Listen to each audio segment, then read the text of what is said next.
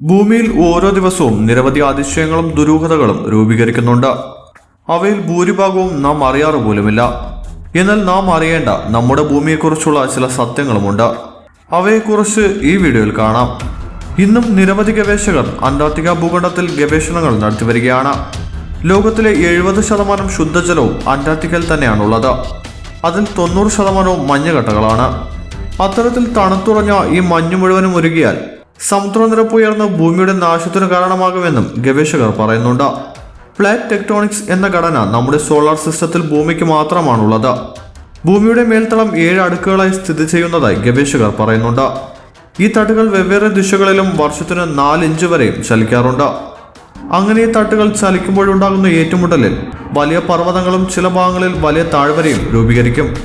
അത്തരത്തിൽ ഈ തട്ടുകൾ ചലിക്കുമ്പോൾ തന്നെയാണ് ഭൂമികുലുക്കവും സുനാമി പോലുള്ള പ്രകൃതി ദുരന്തങ്ങളും രൂപീകരിക്കുന്നത് എന്നതാണ് മറ്റൊരു അതിശയിപ്പിക്കുന്ന കാര്യം.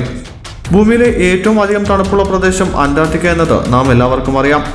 ഈ ഭൂഖണ്ഡത്തിലെ ശരാശരി താപനില -100 ഡിഗ്രി ഫാരൻഹീറ്റ് ആണ്. അങ്ങനെയുള്ള ഈ പ്രദേശത്ത് ഏറ്റവും കുറഞ്ഞ താപനിലയായി 1983 സോവിയറ്റ് വോസ്റ്റക് സ്റ്റേഷനിൽ -128 ഡിഗ്രി ഫാരൻഹീറ്റ് രേഖപ്പെടുത്തിയിരുന്നു.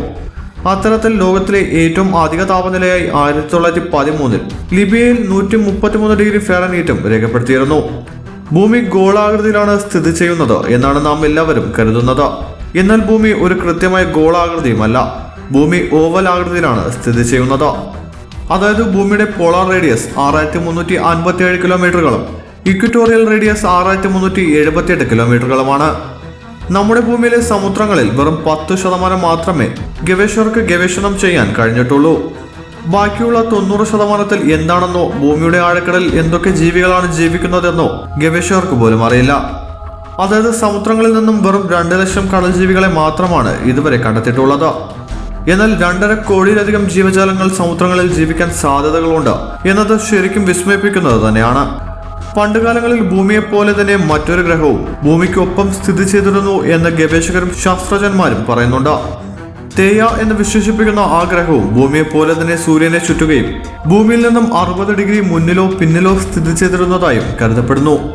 അങ്ങനെയുള്ള ഈ ഗ്രഹം 4.5 കോടി ബില്യൺ വർഷങ്ങൾക്ക് മുൻപ് ഭൂമിയുമായി ഏറ്റുമുട്ടുകയും അതിൽ തേയ ഗ്രഹത്തിന് അധികം കേടുപാടുകൾ സംഭവിക്കുകയും ചെയ്തു. അങ്ങനെ ചിതറിപ്പോയ ചില ഭാഗങ്ങൾ ഭൂമിയുമായി ഒന്നുചേരുകയും ബാക്കിയുള്ള ഭാഗങ്ങളാണ് ചന്ദ്രനായി മാറിയിരിക്കുന്നത് എന്നും പറയപ്പെടുന്നു. ഈ ന്യൂസ് നിങ്ങൾ എവർക്കും ഇഷ്ടപ്പെടുമെന്ന് കരുതുന്നു. ഇഷ്ടപ്പെട്ടവർ മറക്കാതെ ലൈക്ക്, കമന്റ്, ഷെയർ ചെയ്യുക. ഇതുപോലുള്ള കൂടുതൽ ന്യൂസുകൾക്കായി മറക്കാതെ സബ്സ്ക്രൈബ് ചെയ്യുക.